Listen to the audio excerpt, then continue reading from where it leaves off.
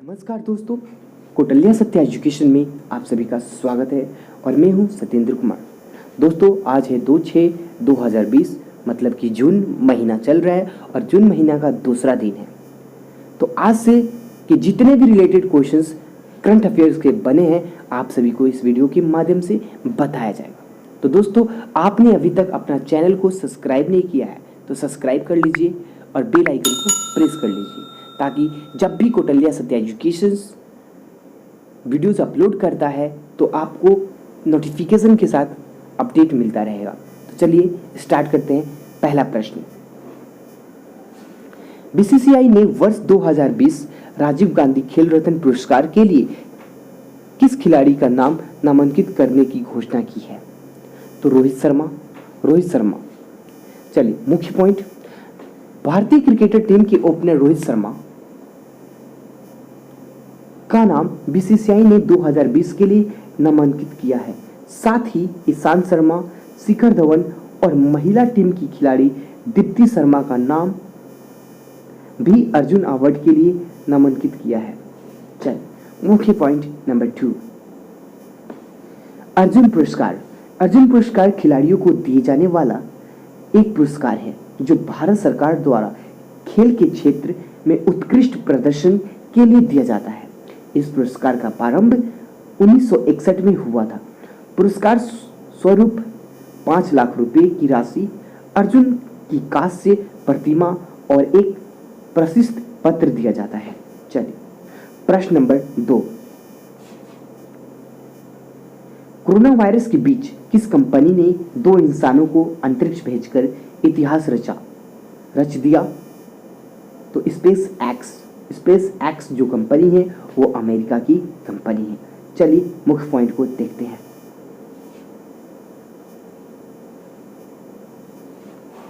मुख्य पॉइंट, देशों में फैले कोरोना वायरस के बीच अमेरिका की कंपनी स्पेस एक्स ने 2 इंसानों को अंतरिक्ष भेजकर इतिहास रच दिया। ऐसा एक दशक में पहली बार है जब अमेरिकी जमीन से मानव को कक्ष में भेजा जाएगा। चलिए प्रश्न नंबर 3, रेड बुल स्लाजबर्ग ने लुस्तेनाउ को 5-0 से हराकर कौन सी बार आइस्टीन कप फुटबॉल टूर्नामेंट का खिताब जीता है? तो 7वीं बार। चलिए मुख्य पॉइंट, 7वीं बार रेड बुल स्लाजबर्ग ने लुस्तेनाउ को 5-0 से हराकर 7वीं बार आइस्टीन कप फुटबॉल टूर्नामेंट का खिताब जीता है।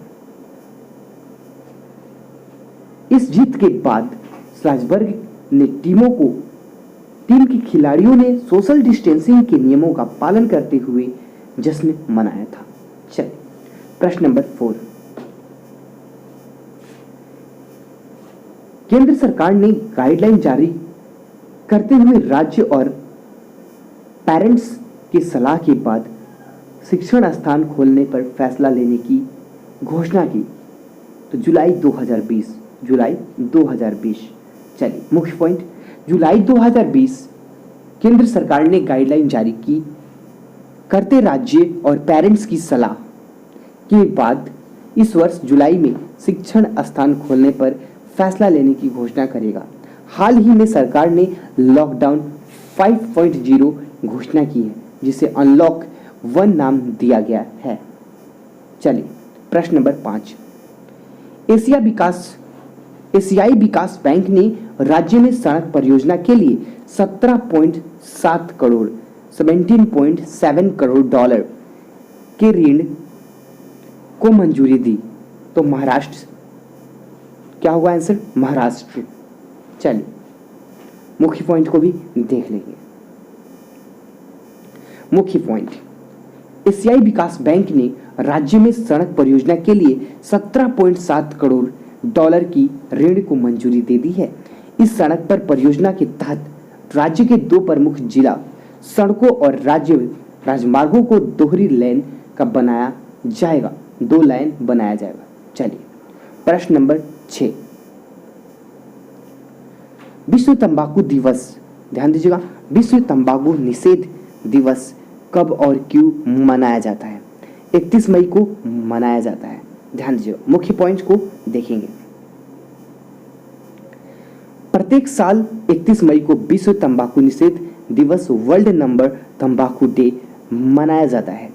इस दिन को मनाने के लिए विश्व तंबाकू निषेध दिवस की थीम भी रखी जाती है। इस साल 2020 में वर्ल्ड नो टोबैको, ध्यान दीजिएगा, नो टोबैको डे की थीम युवाओं पर रखी गई है। चलिए, विश्व तंबाकू निषेध दिवस मनाने का एक बड़ा उद्देश्य है।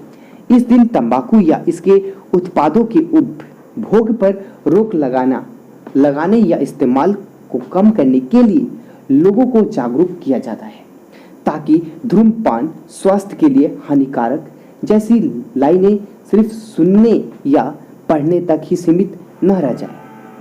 चलिए, प्रश्न नंबर 7, हाल ही में किस राज्य के पहले मुख्यमंत्री अजित प्रमोद, ध्यान दीजिएगा, अजित प्रमोद कुमार जोगी का 74 वर्ष की उम्र में निधन हो गया? तो छत्तीसगढ़। कहाँ के थे वो? छत्तीसगढ़ के मुख्यमंत्री थे। चलिए, मुख्य पॉइंट, वर्तमान में अजित जोगी छत्तीसगढ़ के मरवाही विधानसभा क्षेत्र का प्रतिनिधित्व कर रहे थे। मध्य प्रदेश से अलग होकर छत्तीसगढ़ राज्यंत बनने के बाद नवंबर 2000 में वे राज्य के पहले मुख्यमंत्री बने थे और दिसंबर 2003 तक इस पद पर बने। अजित जोगी का जन्म 29 अप्रैल 1946 को बिलासपुर जिले छत्तीसगढ़ में हुआ था। चल, अजित जोगी ने भोपाल से इंजीनियरिंग और दिल्ली विश्वविद्यालय से कानून की शिक्षा प्राप्त की थी। चल, प्रश्न नंबर 8 देखेंगे।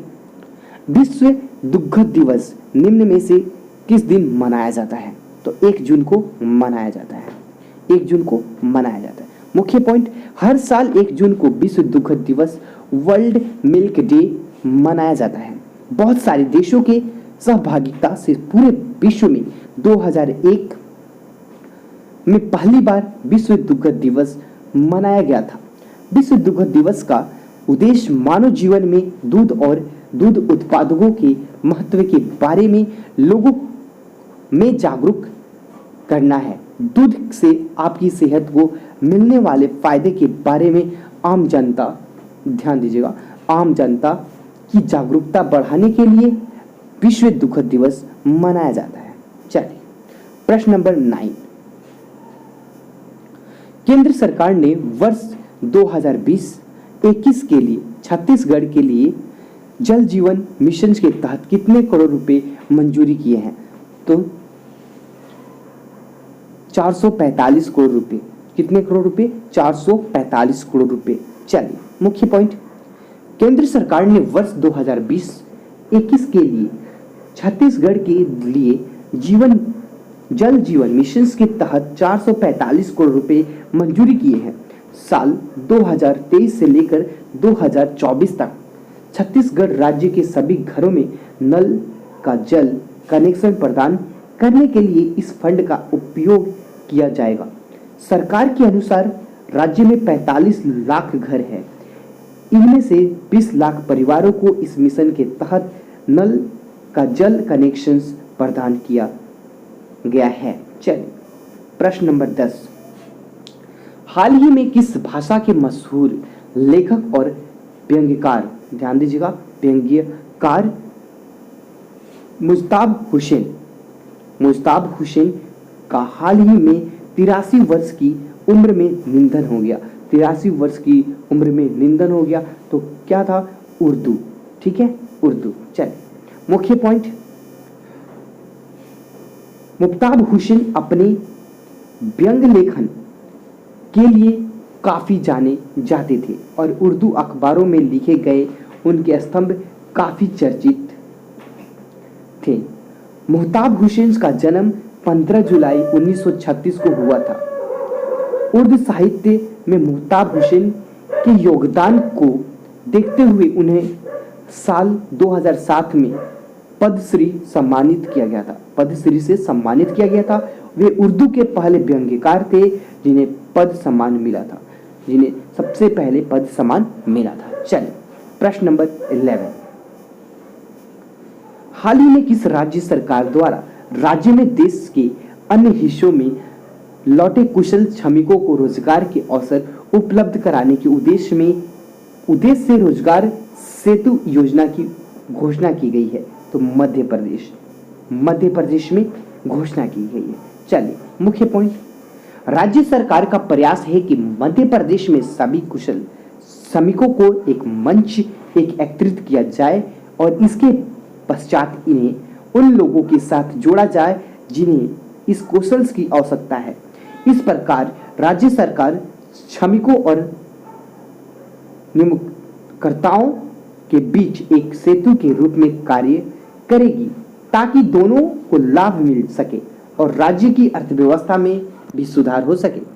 राज्य सरकार का यह निर्णय मध्य प्रदेश उद्योग के लिए श्रमिक शक्ति, ध्यान दीजिएगा, श्रमिक शक्ति की आवश्यकता को पूरा करने के साथ साथ कोरोना वायरस कोविड-19 महामारी के दौरान श्रमिकों को रोजगार भी प्रदान करेगा।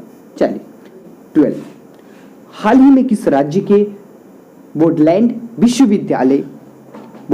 यूनिवर्सिटी के शोधकर्ताओं द्वारा एक फंगस पाउडर तैयार किया है जो लोगों की रोग प्रतिरोध क्षमता बढ़ाने में मददगार साबित हो सकता है? तो असम है राइट आंसर। मुख्य पॉइंट, इस पाउडर को एक दुर्लभ परजीवी कवक जिसे सुपर मशरूम के नाम से जाना जाता है से प्राप्त किया गया है। इस सुपर मशरूम को क्रोडिसेप्स मिलिटेरियस के नाम से जाना जाता है।